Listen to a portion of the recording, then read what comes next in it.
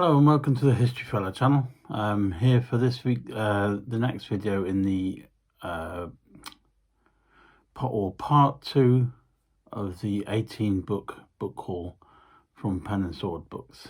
So the first 9 books in a book haul video yesterday, and now I'm going to do the second half. I hope everybody's well, having a good week, and you're going to enjoy the weekend. So hopefully you're having a good one. Right, let's get started with these 9 books then. They were kind of a wide variety of subjects and all kind of things. Right, the first book it's called Kitty Fisher, the First Female Celebrity. Written by Joanne Major. Priced at £22 and published by Pen and Sword Books.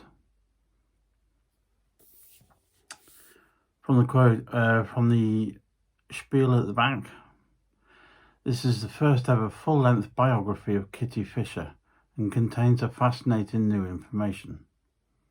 Did Kitty make a meal of a banknote and meet Casanova? Was she kept by a gambling club? And did discover the truth about the incredible woman? Richly illustrated with portraits and engravings of Kitty Fisher and her contemporaries. In telling Kitty's story, mid-18th century London and Bath are brought to life, women's history at its best, shining a light on lives often overlooked. So this should be a good book. I'm kind of intrigued to find out why she's classed as the first female celebrity, but no, the book looks good, and that's Kitty Fisher, written by Joanne Major.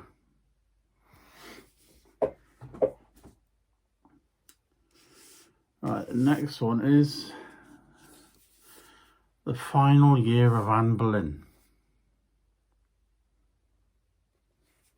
written by Natalie Gruner, published by Pen and Sword Books, priced at £22 again. Let me read one of the quotes from the back. A heart-stirring account of Anne Boleyn's last living year. Researched flawlessly, the events are revealed in a compelling read. Little known facts adding to the tension which builds towards an emotional end. A must read for fans and students of Tudor history. And of course, we kind of all know what happened to Anne Boleyn, so we should know the ending. So that's going to be an interesting one to see what they can add to the story.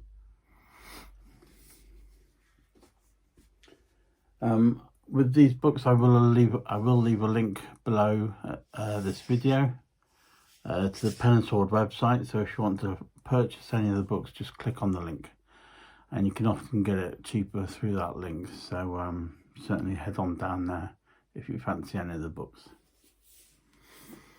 Right, the next one is by an author I quite like, and I've got about 5 or 6 of his books already. And this one's called Transforming Hitler's Germany.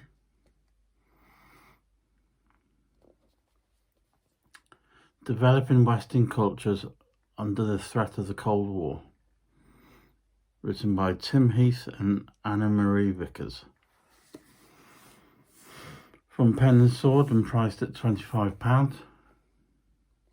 Tim Heath writes a lot on World War II history, and is a really good writer, and kind of specialises in getting first-hand accounts from those that were involved, from pilots of the Luftwaffe to housewives and young women and kind of young people of Germany, and he always writes a really interesting book.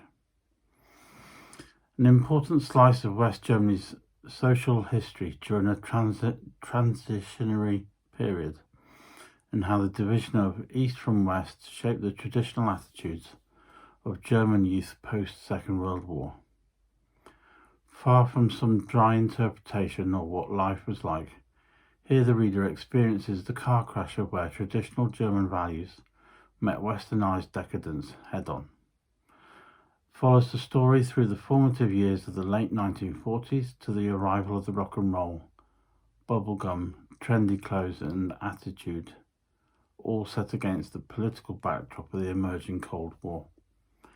This work represents more than just a historical journey taken by a group of girls and women in the former West Germany.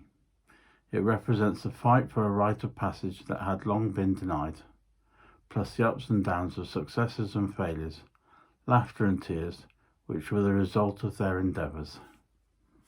It sounds really good. Kind of looking forward to that one. Now, I've just realised I haven't put the light on, so apologies for that.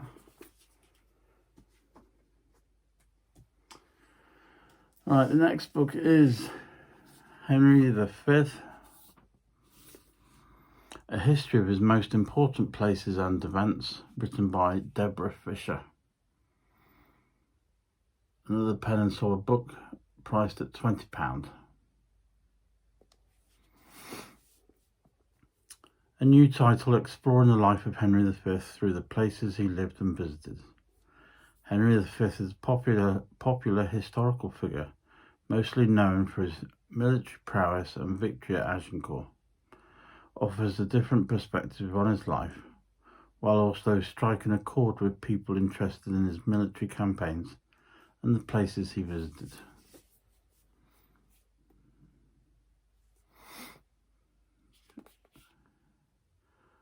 Kind of been getting into the history of the Henrys for the past year, so that should be a good one as well. And I think probably my favourite one of the pile is this one called Masters of Warfare. 50 underrated military commanders from classical antiquity to the Cold War, written by Eric G.L. Pinzelli. It's from Pen and Sword Books and priced at £25 again. Let me move my hand away from the title. Masters of Warfare presents 50 commanders with a significant influence in history, who the author believes deserve more recognition for their unique legacy.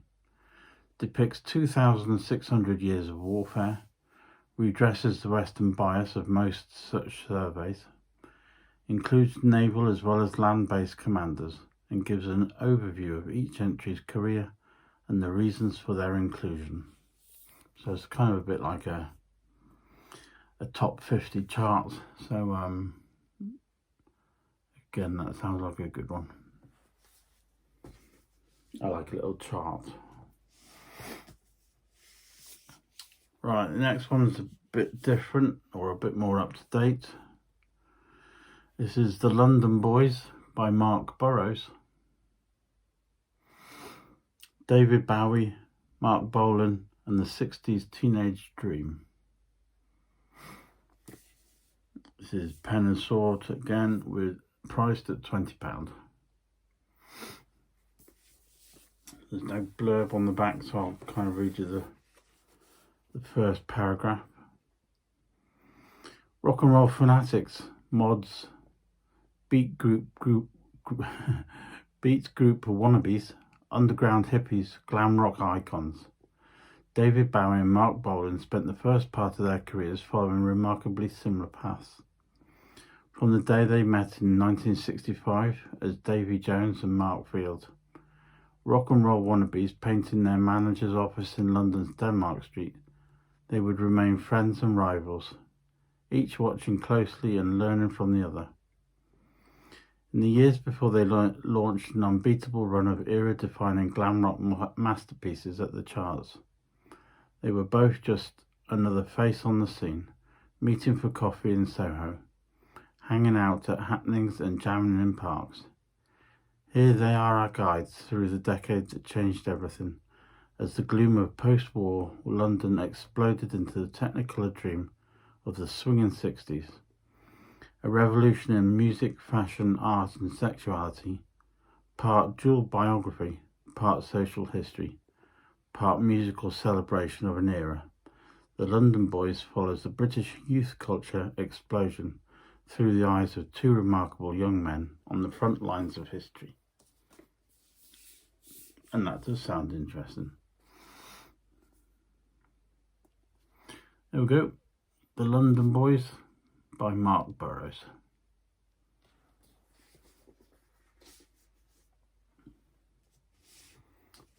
Right, changing this, going a bit darker now with the next couple of books. This one's called The Millennium Serial Killer. Examining the Crimes of Christopher Halliwell, written by Bethan Truman and Chris Clark. Published by Pen and Sword Books and priced at £20. Features a foreword from former Detective Superintendent Steve Fulcher, the lead detective on the case and subject of ITV drama A Confession, as well as an author catching a serial killer. Examines the unsolved cases of both missing and murdered women who fit within Christopher Halliwell's victim type. So if you like your true crime, this could be a book for you. Right, the penultimate one takes us back a bit, but it's another true crime one. This takes us back to the Victorian era, called Victorian Murderesses, written by Debbie Blake. Priced at £20 and published by Pen and Sword Books. Explores some of the most notorious murder cases of the 19th century. Some are famous, some lesser known. Each very different in temperament and status, who resorted to murder for various reasons. Drawing from primary and secondary sources, each chapter explores each of the women's lives. Delves into each of the women's lives, the circumstances that led to their crimes, their committal and trial, and the various reasons why they resorted to murder. There we go, that's Victorian Murderesses. And the last one of the pile is another totally different subject. It's called Welsh Castle Builders. The Savoyard Style.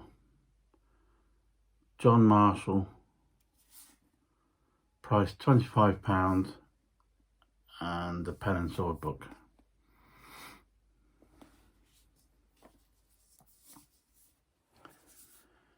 The Edwardian castles of North Wales were built by Savoyard master masons, but also by many other artisans from Savoy. What is more extraordinary is the constables of Flint, Rhuddlan, Conway, Harlech were also Savoyards. The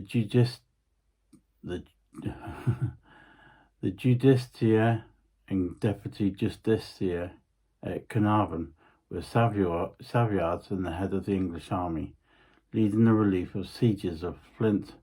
Rhuddlan was the future Count of Savoy. I think I might stop here because some of the words I'm getting totally wrong. The explanatory story is fundamentally of two men, the builder of castles, Master James of St. George, and Sir Othan de Granson, and the relationship of these two men with King Edward I. But it is also a story of many others, a story that begins with the marriage of Ellen de Provence to Edward's father, Henry III, and the influx of her kinsmen to England, such as Pierre de Savoy. I was actually thinking this might be, it sounds more like a story or some sort of information about the people. I was thinking it was more about the actual building of the castles, but we'll see. That's Welsh Castle Builders, the Savoyard Style, written by John Marshall. there we go, and that is the second half of my 18 book haul. Hopefully you've enjoyed it. Don't forget, if you fancy any of the books, follow the link down below this video.